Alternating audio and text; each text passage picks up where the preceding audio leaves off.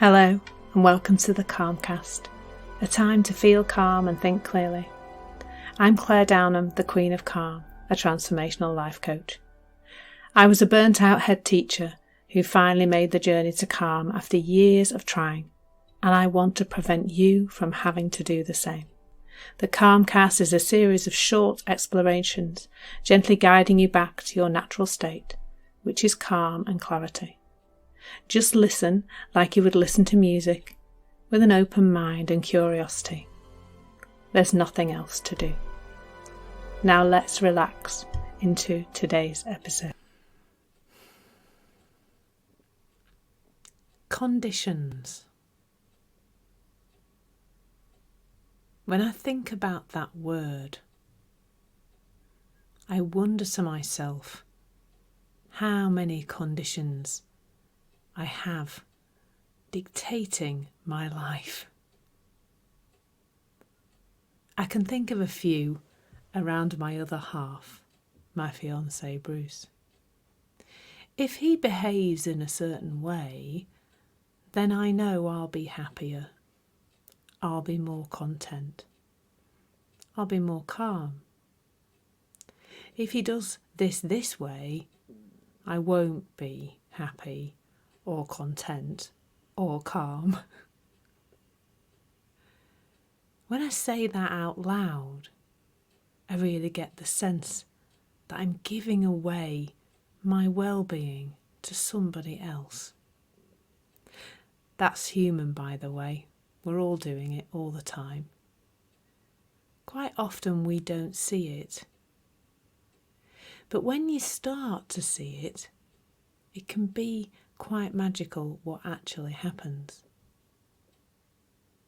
Perhaps you can bring a little awareness to how many places in your life you have conditions in place. If my day starts in a certain way, I'll be okay. I had a beautiful conversation with a client a few days ago. A conversation around meditation. There were some conditions she had in place. First of all, she needed to meditate. There was a real sense that if she meditated and was successful, and she had her own rules about that, in that meditation, then she could have a better day. A good day.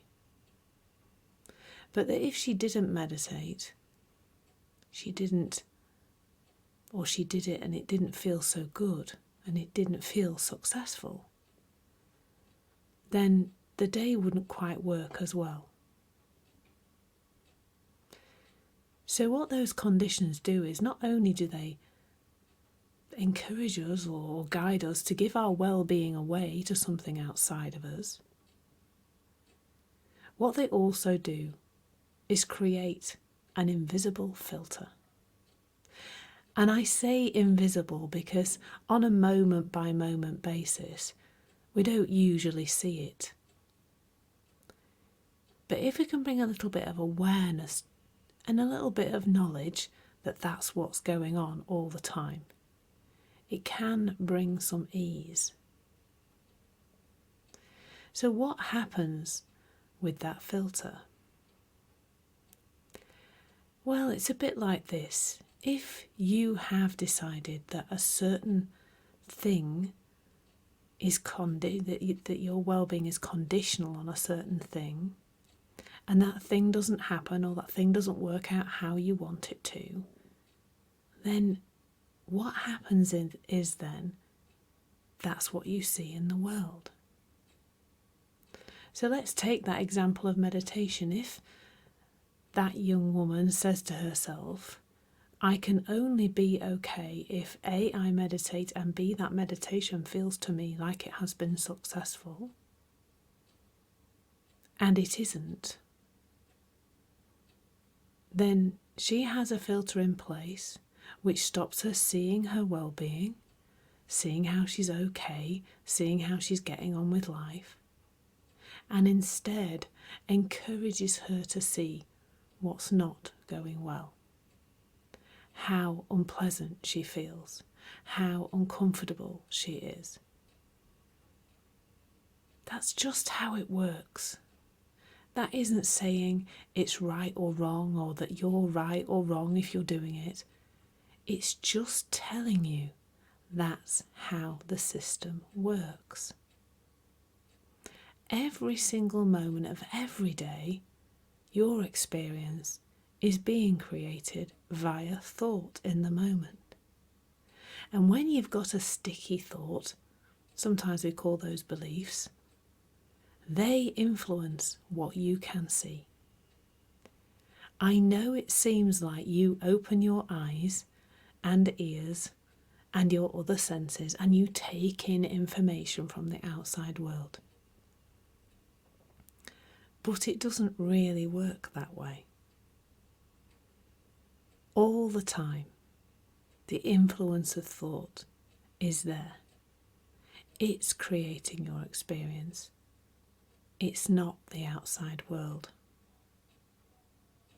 And once you have one of those conditional filters in place, it really does have quite a far-reaching impact on what you see. But all you really need to do is just bring a little bit of awareness to this. Just a little bit. That's all. It doesn't take actually very much at all.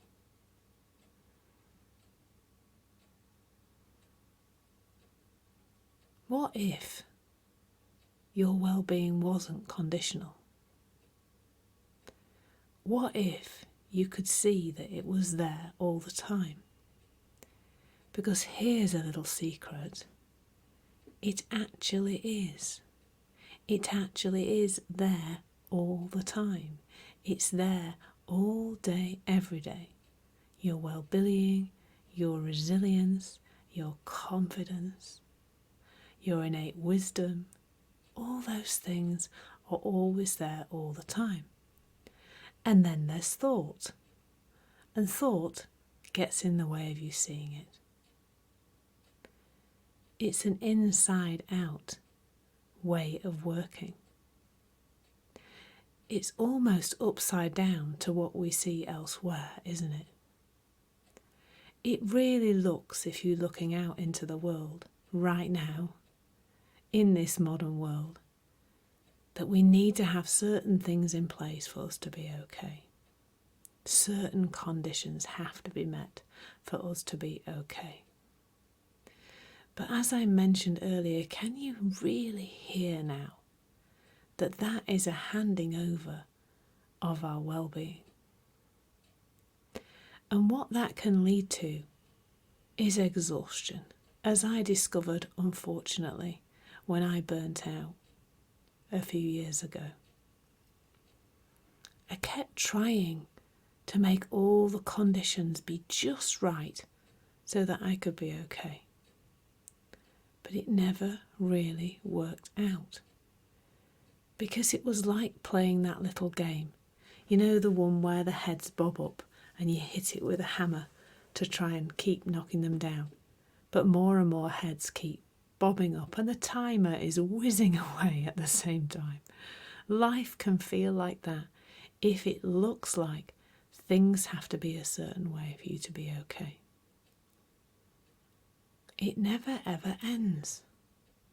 Because just when you think you've got all the conditions perfect for you to be okay, something changes and then you've got to go and deal with that. And then something else changes and you have to deal with that.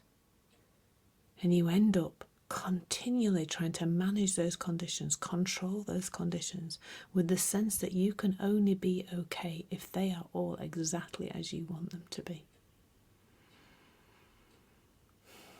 I even feel slightly exhausted just thinking about it, but I do know that it's my thinking about it, not the actual thing of chasing my conditions and making them right and controlling them.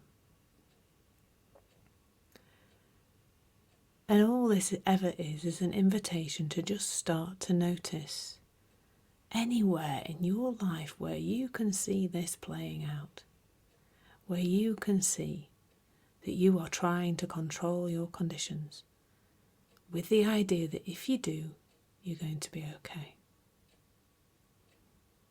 So all you need to do, and it's not very much really, is just bring a little bit of awareness and curiosity to this and see what you can see. Thank you so much for listening. There's nothing to do now but bring some awareness to how this is working out in your life. Listen regularly to experience longer and longer periods of calm. This has been the Calmcast with Claire Downham, Queen of Calm. Take care and keep listening.